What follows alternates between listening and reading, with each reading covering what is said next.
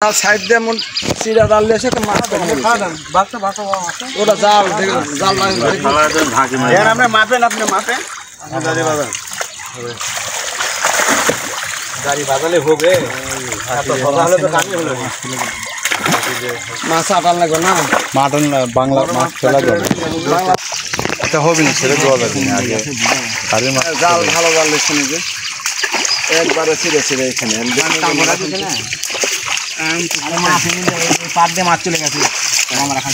সেটা তো বাইরে হয়ে গেছে সম্মানিত সুধী আসসালামু আলাইকুম। আজকে চলে আসছি স্বপন ভাইয়ের পুকুরে, আর এই পুকুরগুলো দেখশন করেন রফিকুল ভাই।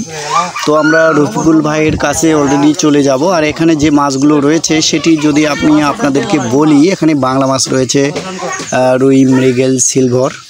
তো সেই মাছগুলো দেখাবো ইনশাল্লাহ আপনাদের। তো যারা মাছ চাষ করছেন এবং মাছ ধরছেন যারা, সবাই সতর্ক থাকবেন। রাসেল ভাইপার নামক একটি সাপ আমাদের বাংলাদেশে ইতিমধ্যে প্রবেশ করেছে, সেই দিকে লক্ষ্য রেখেই কাজ করতে হবে।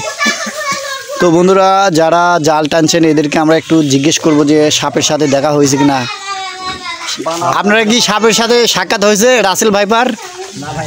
হয়নি না? যাক, তাহলে আপনারা মোটামুটি ভালোই আছেন। তো বন্ধুরা দেখেন, একজন কিন্তু ভিতরে নেমে রয়েছেন, আর এই পুকুরটার গভীরতাও কিন্তু খুবই ভালো।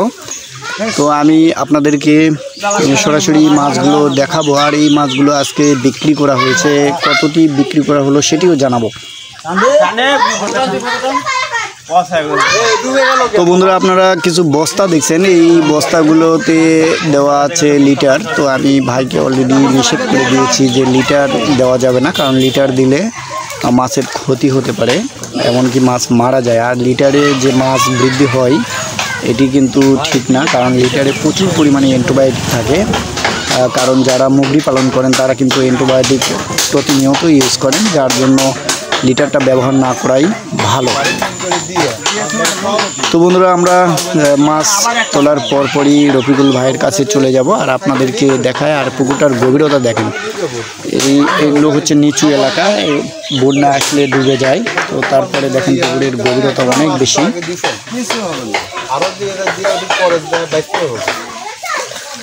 তো বন্ধুরা, মোটামুটি মাছ উঠছে, আমি আপনাদেরকে সরাসরি দেখাচ্ছি। জালপাটি যারা রয়েছেন তারা নেমে রয়েছেন এবং কিছু জালপাটি উপর থেকে টানছেন।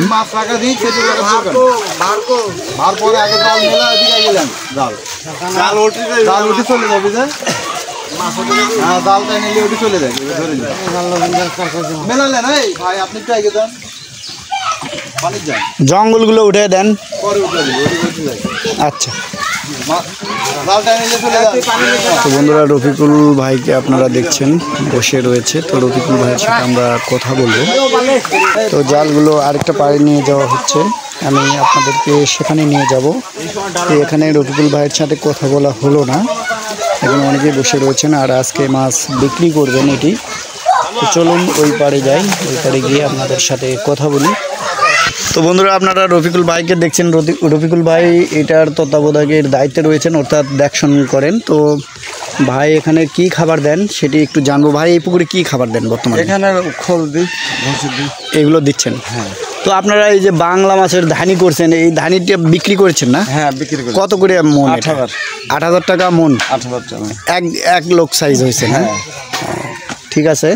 তো এখানে ডিম দিছিলেন? ডিম। আচ্ছা, ধন্যবাদ।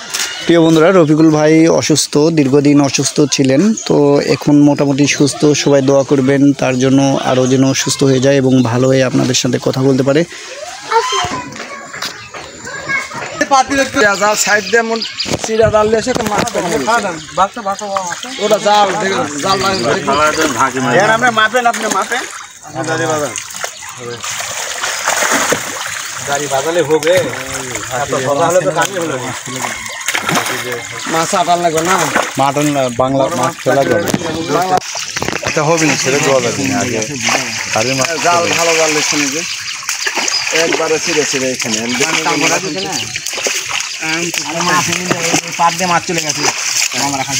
সেটা তো বাইরে হয়ে গেছে।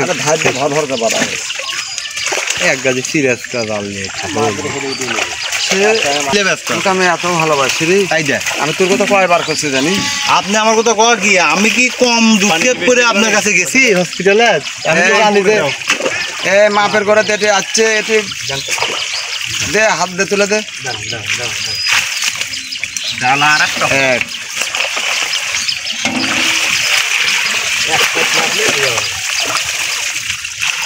সেই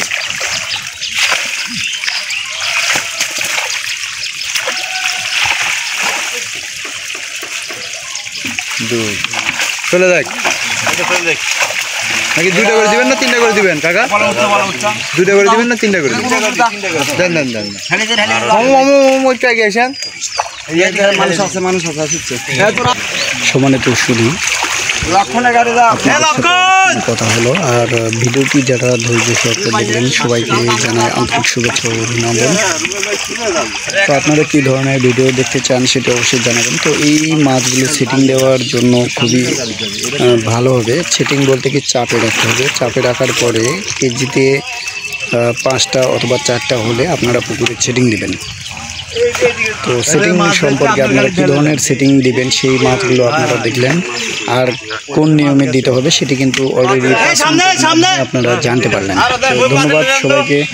সবাই ভালো থাকবেন, সুস্থ থাকবেন। যারা ভিডিওটি দেখলেন এবং চ্যানেলটি সাবস্ক্রাইব করেছেন তাদের প্রতি আমি আন্তরিকভাবে কৃতজ্ঞ। আজকের মতো এই পর্যন্ত। আল্লাহ হাফেজ।